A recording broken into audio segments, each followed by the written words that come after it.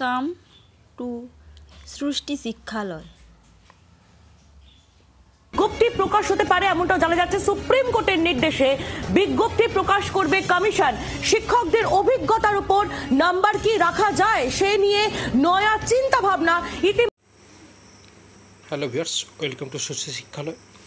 School service কমিশনের পরীক্ষার নিয়মে বড় বদল, নতুনরা পরীক্ষা বসতে পারবে। সূত্র মারফত যা খবর রয়েছে, আগামী বৃহস্পতিবার এসএসসি নতুন রিক্রুটমেন্টের নোটিফিকেশান প্রকাশ হতে পারে। কেন বলছি তার যুক্তি সহকারে জানার চেষ্টা করছি।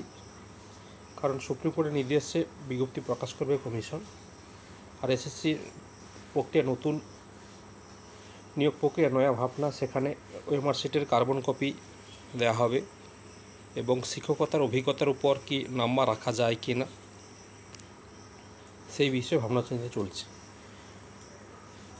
তাহলে এখান থেকে একটা পরিষ্কার বুঝতে পারে, যেহেতু অভিজ্ঞতা দিয়ে যদি নাম্বার রাখে তাহলে সেক্ষেত্রে যদি 2016 সালের ওপর, তাহলে অভিজ্ঞতার উপর নাম্বার রাখার কোনো বিষয় আসতো না।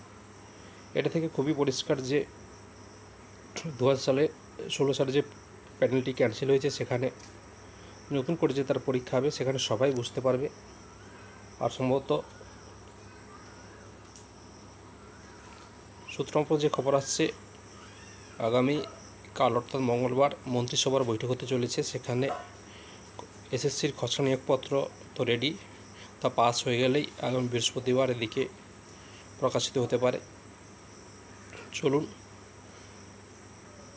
যদি প্রকাশিত হয় তা প্রথমেই জানিয়ে দেওয়া হবে। তার আগে যারা আমাদের চ্যানেল নতুন চ্যানেলটা অবশ্যই সাবস্ক্রাইব করে পাশে থাকা নোটিফিকেশান বেলটি প্রেস করুন।